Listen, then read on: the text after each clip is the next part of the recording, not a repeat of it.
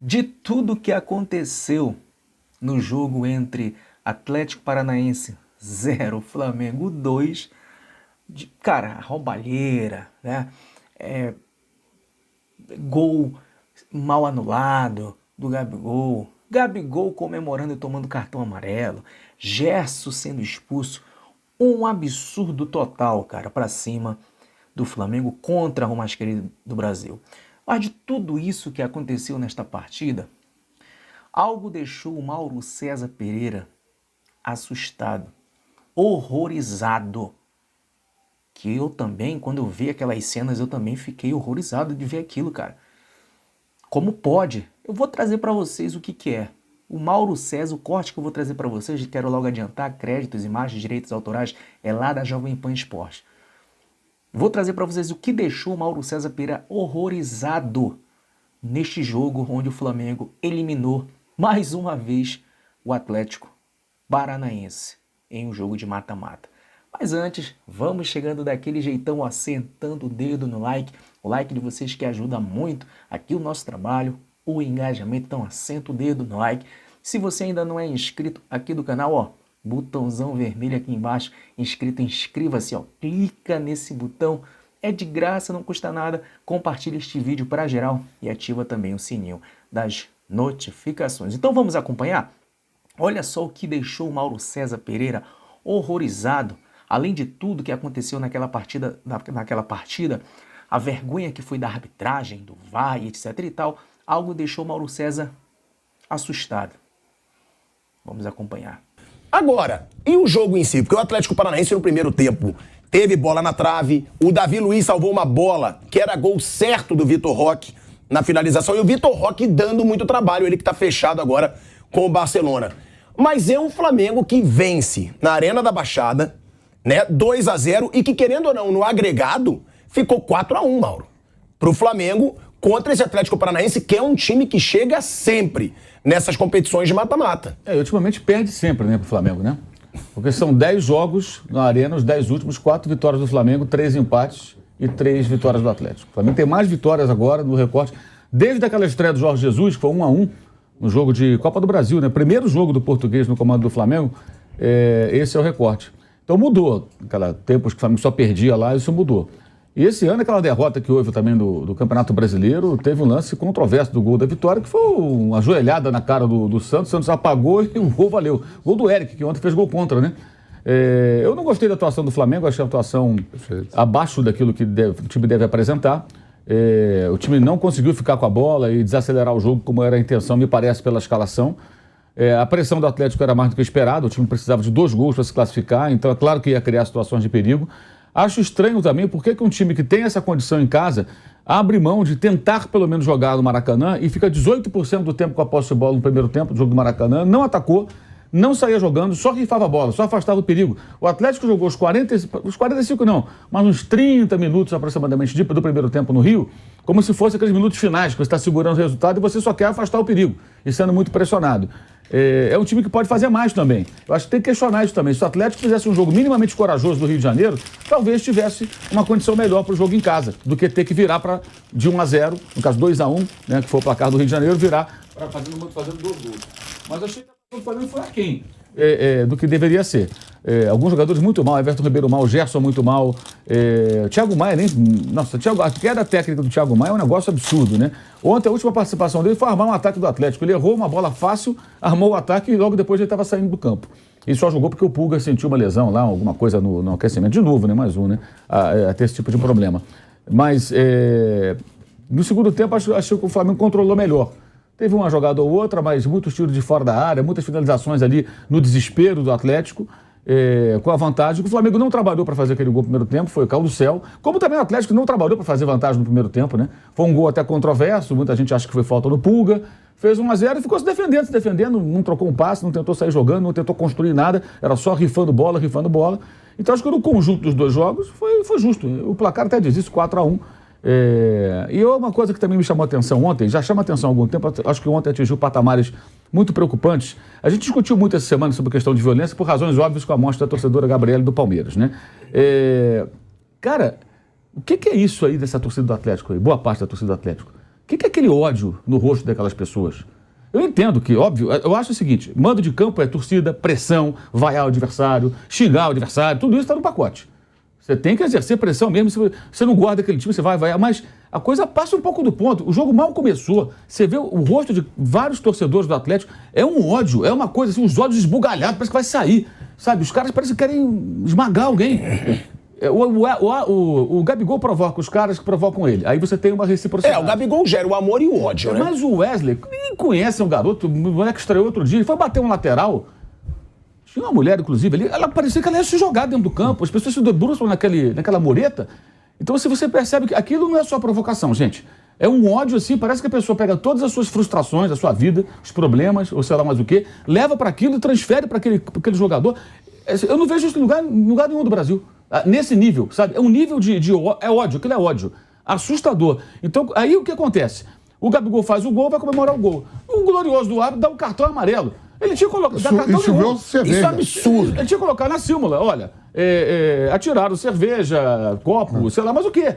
Teve biscoito que você já comeu aí? Teve biscoito. Mais. Então, assim, cara, é uma inversão total. Segundo o nosso especialista em arbitragem, o Rafael Porcari, é a recomendação do chefe deles, o CNM. Quer dizer, esses caras querem interferir, inclusive, na cultura do futebol. Você faz um gol, você comemora. Se uma torcida te xinga, você vai lá, comemora perto dela. O Renato Gaúcho cansou de fazer isso, mandar ficar quieto. Mas quantas vezes... Romário, Edmundo. Quantas vezes o Renato foi xingado pela torcida adversária? Quantas e quantas vezes? Ele, quando fazia um gol, ele atirava uma onda. O Romário fazia isso também, o Edmundo fazia isso também. Isso é do jogo, gente. A torcida provoca, mas ela tem que saber lidar também com o troco. Quando o jogador consegue marcar um gol, consegue vencer um jogo, ele vai provocar também. E você tem que saber conviver com isso. A gente está normalizando o ódio no estádio. Aquilo ali, pode observar, é ódio puro. Se pegarem um vídeo, inclusive, está no perfil da jornalista Raíza Simplício do Rio, que estava lá no estádio, depois do jogo, tem um sujeito, ele está debruçado naquela coisa branca ali, onde os jogadores do Flamengo estão saindo. É um negócio impressionante, assim, o ódio do cara. Teve um que socava o vidro na hora que o Gabigol comemorou o gol, vocês repararam. O cara socava aquele vidro ali, esmurrava, só faltava ele quebrar o vidro. Quer dizer, é uma coisa estranhíssima. Eu acho que passa um pouco do ponto. E isso sempre acontece nos jogos do Atlético. Aí, ó, daí, ó. Olha só, olha esse sujeito ali de camisa vermelha e preta. Olha lá, ele quase pula ali dentro. Olha o ódio do cara. Mas é o final do jogo, ele tá com raiva. No começo do jogo também estão assim. É o jogo inteiro isso, gente. Então a gente discute muito a violência de torcida organizada, violência. E esse ódio no ar? Não são todos, é claro. Mas de parte da torcida do Atlético. E todo jogo do Flamengo lá é assim. Com o Corinthians também tem. Com o Palmeiras também tem. Tem com todo mundo. Mas com o Flamengo é pior, pelos embates, por essa rivalidade, pelos embates. Agora, infelizmente, para o torcedor do Atlético, ele vai ter que aceitar uma realidade. Ele vai conseguir enfrentar o Flamengo, eventualmente vai derrotar o Flamengo, mas ele não está no patamar do Flamengo. Eles se organizam, tem estádio, tem lá o Petralha, tem aquela coisa toda, mas o Flamengo fatura mais, tem jogadores melhores e vai ganhar a maioria das vezes. Então conforme-se, não adianta colocar ódio. Apoia o time, faz que nem a torcida do Marrocos na Copa do Mundo. Eles vaiavam o time adversário sem parar. Até para quem estava vendo o jogo, era um negócio que... Assim, irritante. Cara, que coisa impressionante. Eles não paravam. Não, é só 5 minutos, vai. Não, 30 minutos de jogo, vaia. A Espanha com a bola, vaia. É claro que isso incomoda o jogador. Então você tem maneiras de você ajudar o seu time, de você pressionar, sem exalar ódio. E o que nós vimos ontem, assim, foi uma coisa que... E está normalizado. Na transmissão da televisão, ninguém observa isso. O cara reclama, por exemplo, o narrador eventualmente reclama, o goleiro bobeou ali, prendeu muita bola, mas o outro não sei o quê. Você não está vendo o que está acontecendo no entorno, gente? Assim, pode reparar, cada vez que o jogador se aproximar, bater um lateral, ou bater um escanteio, ou na hora da comemoração do gol, acontecia aquilo. Eu acho que a gente precisa refletir um pouco sobre isso também, sabe? Esse comportamento bélico até dentro de um estádio de futebol. Repito, eu sou totalmente favorável a pressionar o adversário, mando de campo é isso, é pressão da torcida, mas eu acho que tem um limite. Eu acho que esse limite está passando. Vai ter uma hora que um maluco desse vai entrar em campo aí para bater no jogador, então o cara vai se achar nesse direito. E quando a arbitragem pune o jogador, comemora o gol. E ao invés de relatar que atiraram objetos, líquidos, sei lá mais o que, em cima do atleta, ela está justamente fazendo o seguinte, não, olha, o jogador, você não pode provocar a torcida. Comemora o gol e tem a frieza, mesmo na emoção do gol, tem a frieza de nada fazer. Corra para o meio do campo e comemora junto com seus coleguinhas. Isso não existe, gente. Na hora do gol ali, o cara vai correr para onde ele sentir vontade. E ele tem o direito de comemorar. Os jogadores do Atlético, quando houve a eliminação lá no Jorge Jesus, o que eles fizeram? Na época, o Gabigol tinha feito alguma coisa. Eles comemoraram imitando o Gabigol. Lembra? Todos eles fizeram o gesto do Gabigol. Legal, é isso mesmo. Ganharam no Maracanã, cara. despacharam o Flamengo. Então foram lá e imitaram o Gabigol. Todo mundo achou legal. Foi. Não é? Eu também acho legal. Tem que tirar sarro mesmo. Ganhou, irmão. Enfia a viola no saco, quem perdeu vai pra casa e aguenta agora a pressão, aguenta a zoeira. Esse é o futebol. Agora, o que a gente viu ontem lá é um negócio que precisa ser olhado com mais atenção. Não adianta te discutir a torcida violenta, organizada, que briga, não sei o quê, e a gente acha que no estádio as pessoas podem passar do limite da provocação para exalar ódio sobre qualquer jogador adversário, porque vai bater um lateral. Vai bater um lateral. E aí a arbitragem ainda piora as coisas com essa decisão tacanha de punir o jogador que comemorou o gol. O cara tem que ter o direito, deveria ser o contrário. Atenção, torcedor, você provoca o jogador, mas prepare-se. Se você atirar objetos naquele que está comemorando o gol, sem fazer gestos obscenos, gestos agressivos, né? Apenas celebrando o gol, você tem que aguentar. Se você não aguenta joga objeto, você vai arcar com as consequências, o seu clube pode ser punido. Essa deveria ser a mensagem da CBF.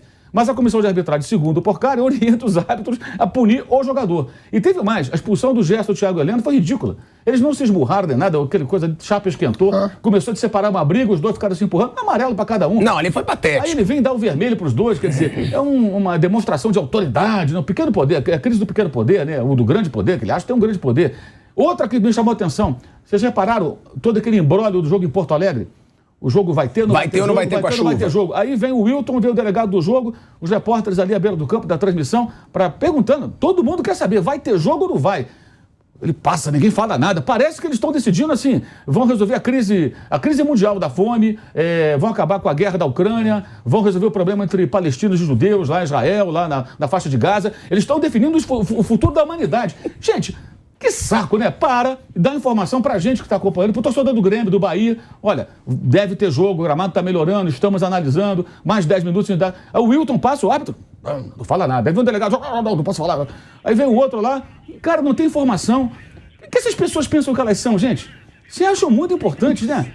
Cara, que coisa assustadora, cara. Assustadora. Nos dois jogos ontem, você percebe assim, o quão esses caras estão perdidos.